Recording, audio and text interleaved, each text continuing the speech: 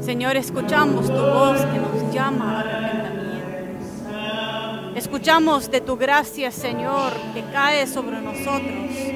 Sublime gracia, que salva aún los pecadores como nosotros. Señor, enséñanos, como Leví, como los que estaban con él, que todos somos pecadores, necesitados de tu gracia, que no somos ni los religiosos correctos, pero somos los que somos salvados por tu gracia. Derrame tu espíritu sobre nosotros, Señor, para que tu palabra pueda promoverse. Y permite, Señor, que haya nuevo corazón, nuevo espíritu en cada uno de nosotros.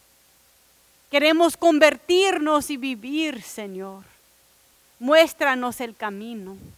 Y ábrenos, Señor, a lo que significa ser un pueblo que lucha por la justicia. No la justicia humana, Señor, pero la justicia de acuerdo a tu llamado. Permítanos ser el cuerpo de Cristo, Señor, digno del llamado que ha tenido sobre nuestras vidas. En el nombre santo de Cristo oramos. Amén. Hoy es un día de varios retos para mí, honestamente. Hoy es el fin de semana del 4 de julio, en lo cual esta nación celebra su independencia de Inglaterra. El momento en lo cual fue escrito y firmado la Declaración de Independencia, que comenzó una guerra revolucionaria acá que duró hasta 1783. Hoy día es un día en lo cual muchos les gusta proclamar que somos una tierra de libertad, de justicia y de oportunidad para todos. Y en cierta medida hay elementos de eso presente en nuestro andar.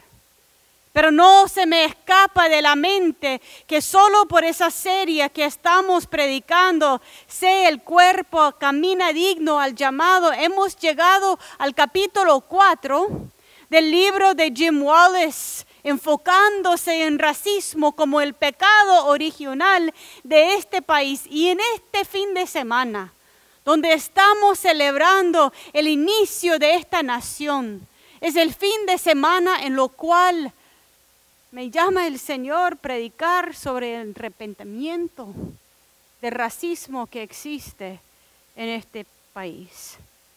Por lo menos quiero decir que agradezco al Señor que no estoy nuevamente comenzando un ministerio en otra iglesia teniendo que predicar de ese tema.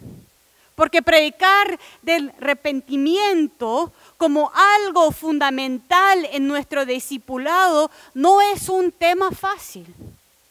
Y más cuando estamos hablando de arrepentirse no solamente de los pecados que son considerados personales, pero de los pecados que son en conjunto, los pecados sociales. Nosotros como metodistas, seguidores de la teología, el entender de la Biblia de Juan Wesley, siempre hemos dicho que la sanidad personal está de la mano con la sanidad social o de la comunidad. O sea, que nuestro llamado como cuerpo de Cristo no es solamente ver hacia adentro, pero es tener lo que Juan el Bautista llama como los frutos de arrepentimiento, que nuestras vidas reflejan que hemos experimentado cambio de corazón.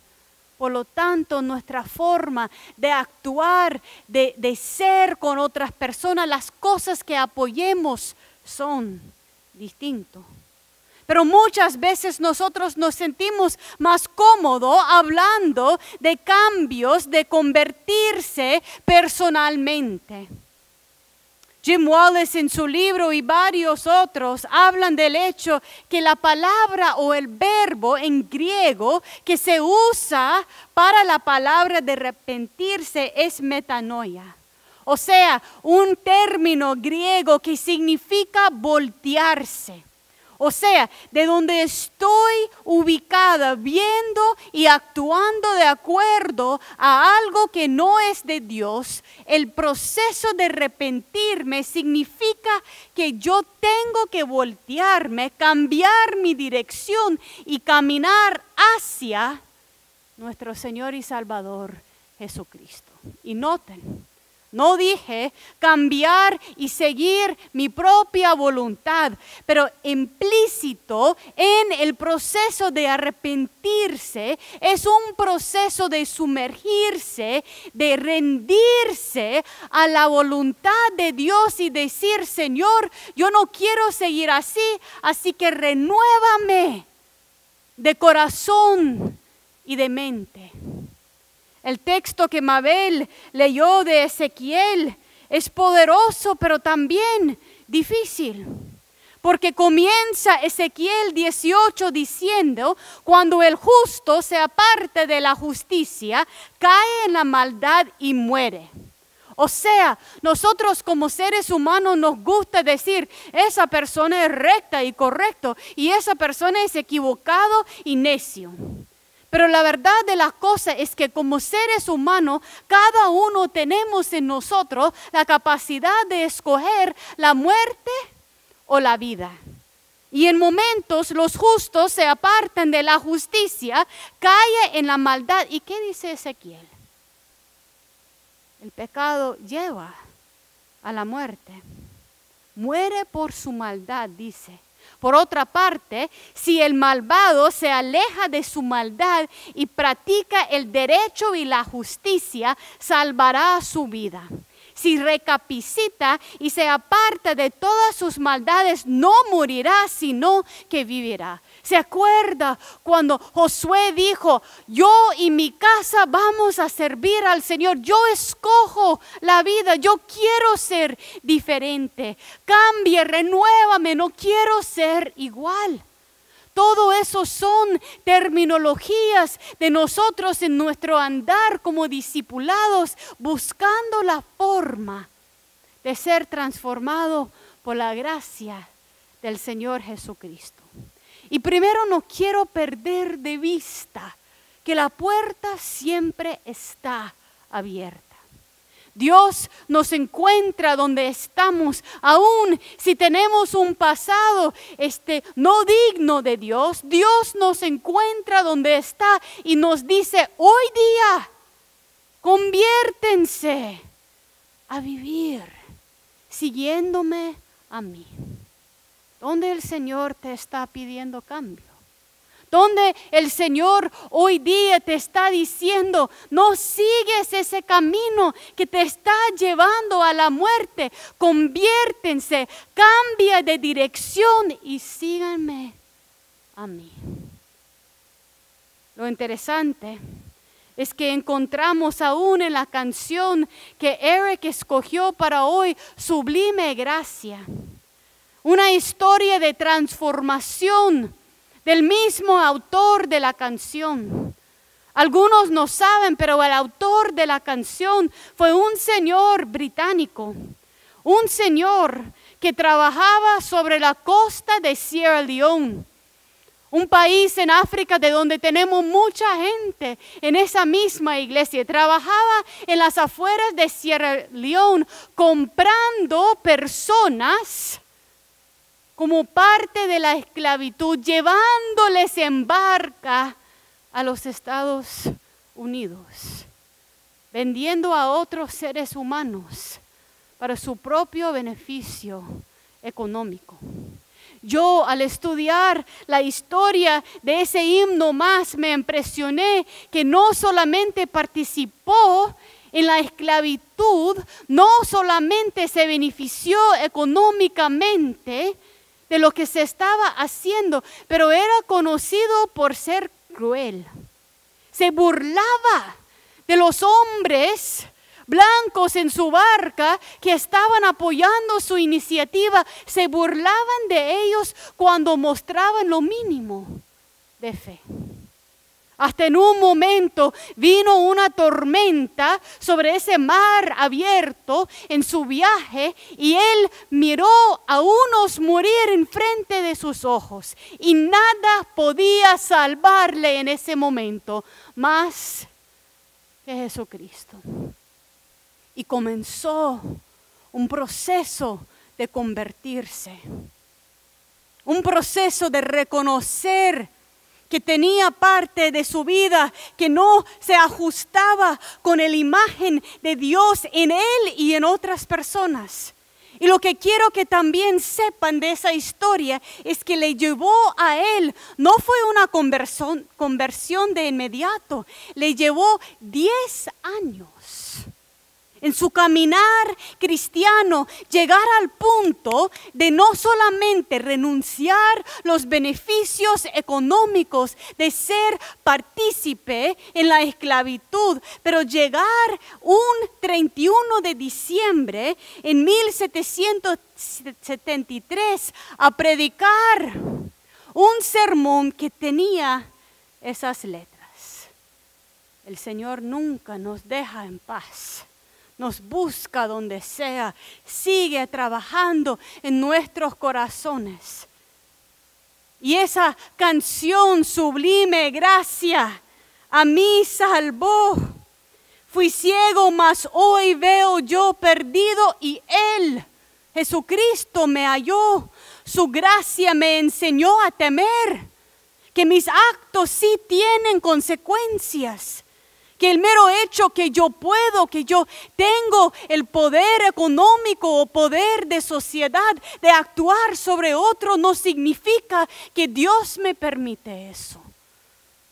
Mis dudas aumentó, oh cuán precioso fue a mi ser al dar mi corazón. 10 años para que Dios le tomara de las manos los beneficios económicos de la esclavitud y comenzó la conversión.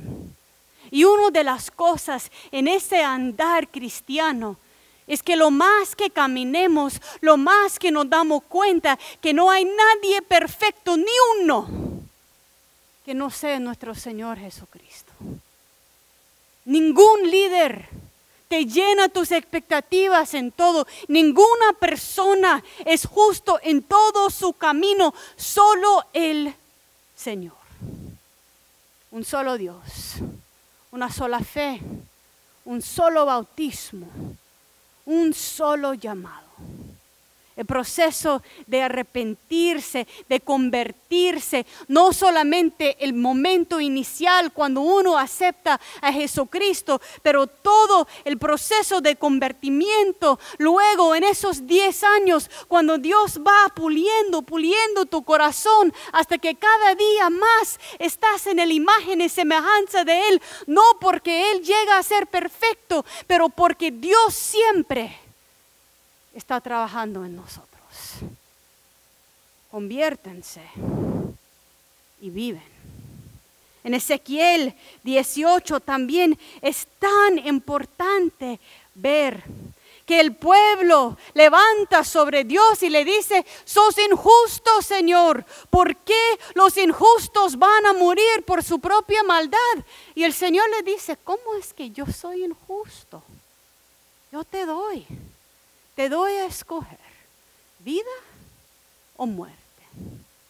Vida o muerte. Y dice en 31 de Ezequiel 18, arrojen de una vez por todas las maldades que cometieron contra mí. Cada pecado últimamente, al fin de todo, afecta nuestra relación con el Señor. Y háganse de un corazón y de un espíritu nuevo. ¿Cuántas veces en el proceso de ser discipulado queremos una respuesta de inmediato? Queremos resolver el asunto de racismo de inmediato. Queremos decirle: por favor, dame algo prescrito que puedo hacer para salir de eso. No, dice el Señor. Cambia tu mente y tu corazón. Démelo. Rendirte a mí de tal forma que el cambio de tu comunidad comienza en tu corazón. ¿por qué habrás de morir, pueblo de Israel? Dice el Señor. Yo no quiero la muerte de nadie. El Señor mismo nos dice, yo no quiero la muerte de nadie. Conviértanse y vivan. Lo afirma el Señor omnipotente. Si seguimos con el tema, vemos que en Mateo 3, cuando está iniciando el ministerio de Jesús, ¿cuáles son las palabras de Juan el Bautista? Arrepiéntanse porque el reino de los cielos está cerca. Voz de uno que grita en el desierto, preparan el camino para el Señor, pero Señor, yo prefiero otra cosa. Cambiar mis acciones, arrepentirme es difícil. No solamente quiero bañarme en tu gracia y no tener que nombrar las cosas que tienen que cambiar. En ese texto de Mateo 3, cuando Juan el Bautista está preparando el terreno para Jesús, dice en el verso 7, pero al ver muchos fariseos y saduceos llegaban a donde él estaba bautizando, les advirtió, camada de víboras, ¿quién les dijo que podrán escapar el castigo que se acerca? Produzcan frutos que demuestran arrepentimiento. ¿Cuántas veces nosotros con nuestros propios egos hemos dicho, el problema es aquel, no yo? El problema del racismo es de este país y yo no soy de esto. El problema en la iglesia es esta, no yo. Produzcan fruto que demuestran arrepentimiento, que demuestra un corazón suave, un corazón y un espíritu nuevo por la obra del Espíritu de Dios. No se acerca a Dios simplemente para evitar castigo, acérquense porque encuentran en Él una vida transformadora. No piensan que podrán alegar, tenemos a Abraham por padre. ¿Cuántas veces nosotros vemos dificultades en el mundo, el racismo entre otros y decimos, no, es que yo tengo a Abraham por padre. No, es que yo he estado en la iglesia toda mi vida. No, es que no puede estar hablando de mí. Juan el Bautista dice, yo les bautizo con agua para que se arrepientan. Pero el que viene después de mí es más poderoso y ni siquiera merezco llevar su sandalia. Él los bautizará con el Espíritu Santo y con fuego. O sea, cuando abrimos nuestras vidas a la obra de Dios a través del Espíritu Santo, hay transformación. Hay uno que intentaba vender seres humanos que llega a ser predicador y una portavoz del terminar esclavitud en Inglaterra.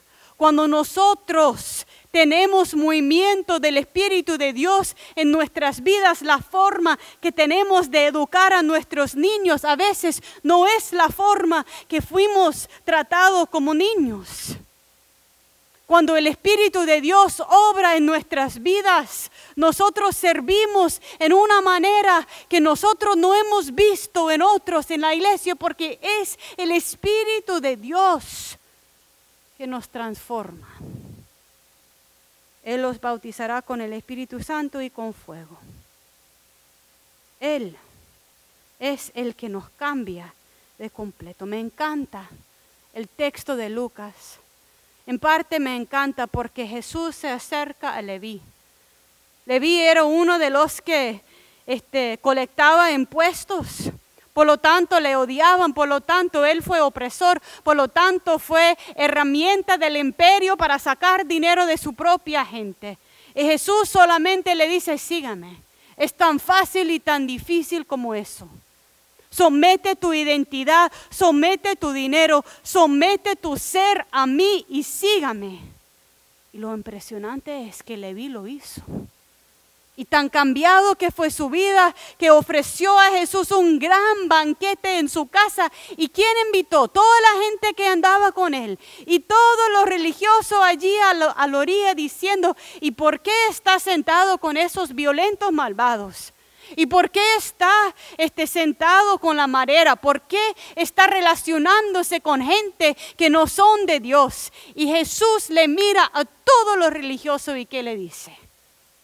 Yo vine aquí, no por los justos, pero por los pecadores que entienden que necesitan arrepentimiento. ¿Quiénes somos nosotros? ¿Somos conscientes del hecho que necesitamos cambio de corazón? ¿O somos los que estamos señalando lo que debe de ser todo lo demás? El proceso de arrepentimiento más enfocado en el tema de raza en este país es complicado. Es complicado porque en lo más que vemos el inicio de este país, vemos el pecado de racismo. Mi familia estaba teniendo una plática que para mí era una plática común. ¿El 4 de julio sale al fin de la guerra revolucionaria en este país o sale con la declaración de independencia? Por supuesto, mis hijos sabían, pero allí estábamos hablando.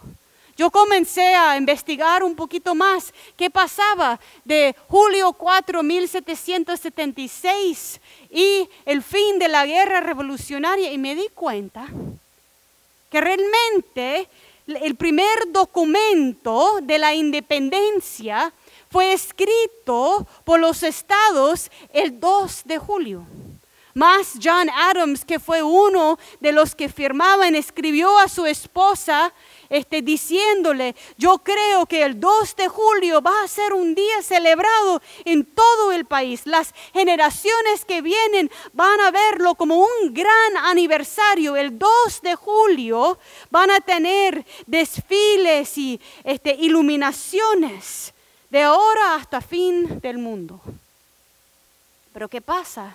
Del 2 de julio al 4 de julio, por 2 días, discutieron una frase que Thomas Jefferson había incluido en el primer borrador de la Declaración de Independencia, donde él estaba diciendo al rey de Inglaterra que él había violado las vidas y la libertad de un pueblo ajeno que nunca le había ofendido, agarrándoles y llevándoles a la esclavitud en otra parte del mundo para enfrentar una muerte miserable aún en su transportación sobre el mar.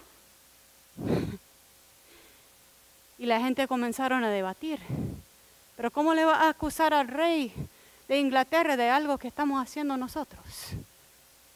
Y en vez de convertirse y escoger vida, borraron ese pasaje del primer declaración de independencia.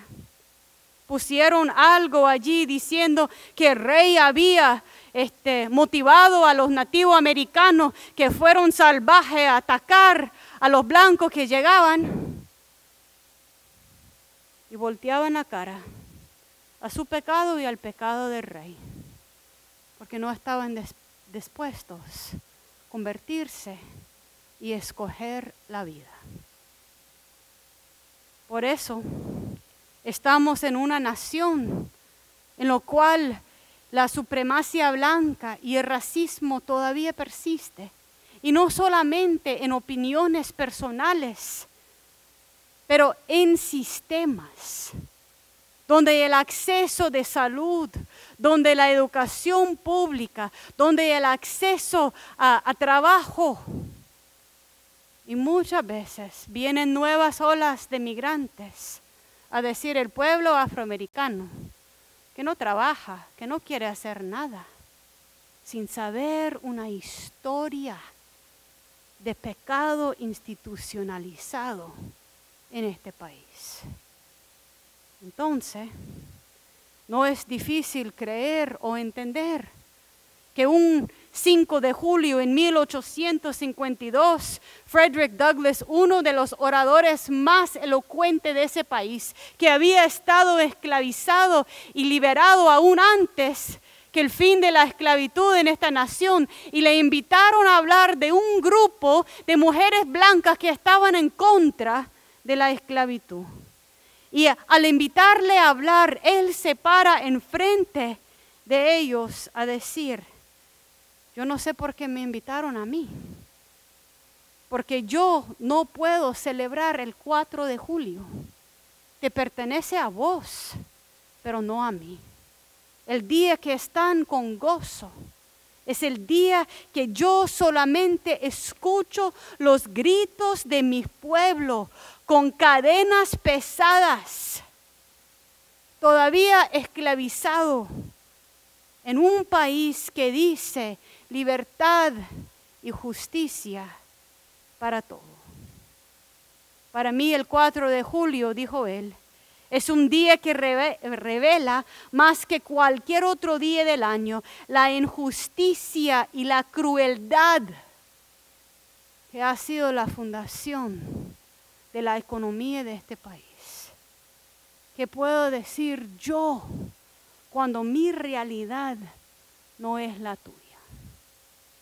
Entonces mi pregunta es, ¿qué hacemos como cuerpo de Cristo, como iglesia, situado en hoy? Hoy en un lugar donde muchos de nosotros hemos venido de otros países como migrantes, encontrando aquí más vida que tal vez encontrábamos en otro país, en otro momento encontrando más dificultad y racismo mismo en contra de nuestro pueblo. ¿Qué hacemos? ¿Qué es el llamado de Dios sobre nosotros? Yo creo que el arrepentimiento es parte, porque vivir en un sistema injusto nos forma corazones duros, nos forma resentimiento con la misma gente que ha sido oprimido, nos forma adentro y internamente un deseo de ser blanco simplemente porque el mundo dice que es lo mejor. Y Dios, conviértese para vivir conmigo. Reverend Dr. Martin Luther King Jr., uno de los pastores que estaba en la cabeza del movimiento para derechos civiles para afroamericanos en este país, decía que lo que tenemos que hacer es formar una comunidad llena de amor, una comunidad que refleja los valores del reino acá. ¿Cuántas iglesias están divididas por lengua, por raza? ¿Cuántas personas tengan la oportunidad de estar en relación como en momentos Epworth ofrece, pero no es suficiente simplemente estar juntos? Tenemos que reconocer los momentos en los cuales estamos perpetuando los pecados aún de un país que no es nuestro, tal vez. Y cómo estamos formando nuestros hijos para ser testimonio de quién es Dios. En eso muchas veces caemos en la trampa de decir que hay diablos y hay santos. Y no hay ninguno. Somos seres humanos todos necesitados de la gracia de Dios. Los mismos hombres que firmaron esa declaración de independencia, esos 56. Yo tengo un amigo de mi familia que ha sido encargado de una de las escuelas públicas de Montgomery County y un profesor de la historia. Y cada 4 de julio le daba a sus estudiantes estudiar qué pasaba a los 56 hombres que firmaron la Declaración de Independencia. 5 fueron capturados por los británicos, tratados como traicionadores, torturados y matados. 12 tuvieron sus casas saqueadas y quemadas. 2 perdieron sus hijos en la guerra revolucionaria. Otros 2 tenían hijos capturados y llevados. 9 de los 56 pelearon en la guerra revolucionaria y perdieron sus vidas. Esos fueron hombres que firmaron sus vidas, su dinero y su honor para la formación de un país nuevo. Y ellos sufrían consecuencias como cada persona que toma acción por la justicia. Pero nadie es perfecto, ni nadie puede ser nuestra guía, solo nuestro Señor Jesucristo. ¿De qué somos llamados como pueblo de Dios? Quiero terminar pensando en Pentecostés. Si abren sus Biblias a Hechos 2, quiero que reflexionemos qué pasa. Hechos 2 es el momento en el cual la iglesia en sí recibe el Espíritu Santo. Y eso comienza ese día de Pentecostés, cuando todos están juntos y cae, como Juan el Bautista dijo que iba a caer, esa unción del Espíritu sobre el pueblo, y cada quien escucha en su propia idioma, porque Dios es un Dios de toda idioma, de toda raza, de toda nacionalidad, de todo género. Y luego Pedro se dirige a la multitud. ¿Y qué es el mensaje de Pedro? ¿Qué es el mensaje de Pedro? En el verso 37, Pedro dice lo siguiente. Cuando oyeron eso, todos se sintieron profundamente conmovidos y les dijeron a Pedro y a los otros apóstoles: hermanos, ¿qué debemos de hacer? ¿Qué debemos de hacer sabiendo la historia de racismo en esta nación y los rasgos en nosotros? Hermanos, ¿qué debemos de hacer? Y Pedro le dice: arrepiéntanse y bautízase cada uno a ustedes en el nombre de Jesucristo para perdón de tus pecados, y recibirán el don del Espíritu Santo. En efecto, la promesa para ustedes, para sus hijos y para todos los extranjeros, es decir, para todos aquellos a quienes el Señor nuestro Dios quiera llamar. Y con muchas otras razones les exhortaba, insistiendo: sálvanse de esta generación perversa. Suena como Juan el Bautista, suena como Ezequiel. Interesante en el verso 41. Así pues, los que recibieron, significa que algunos, y siempre es así, no quieren convertirse, no quieren enfrentar lo difícil. Los que recibieron el mensaje fueron bautizados, y aquel día se unieron a la iglesia unas 3,000 personas. Se mantenían firmes en su enseñanza de los apóstoles, de la comunión, en el partimiento del pan y en la oración. Todos estaban asombradas por los muchos pródigos y señales que realizaban los apóstoles. O sea, nosotros como pueblo, después de arrepentirnos, de bautizarnos, de tener una nueva identidad, somos llamados a vivir en una comunidad que nunca jamás este mundo ha visto. Una comunidad de milagros, una comunidad que comparte, una comunidad que no se aparta de la palabra de Dios, una comunidad unida en oración.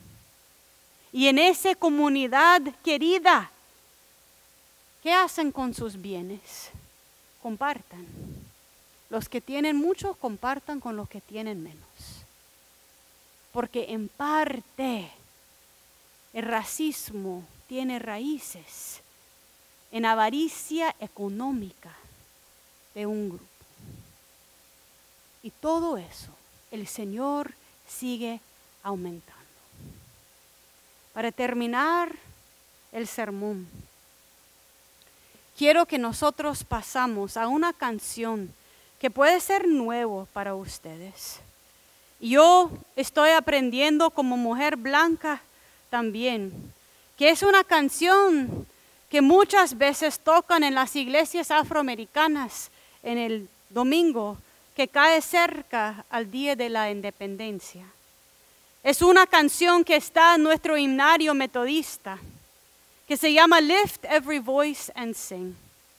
Fue escrito en 1800 y algo, por alguien que estaba en la cabeza de un movimiento de apoyo a la comunidad de color.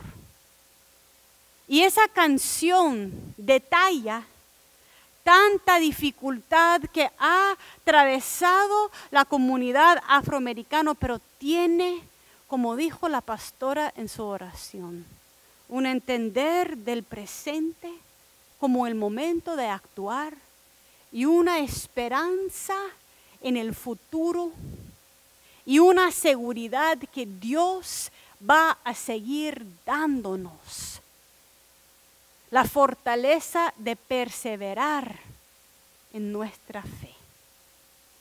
Esa canción o ese grupo, ese coro es dirigido por Destiny, que algunos de ustedes la conocen porque es uno de nuestros líderes de adoración.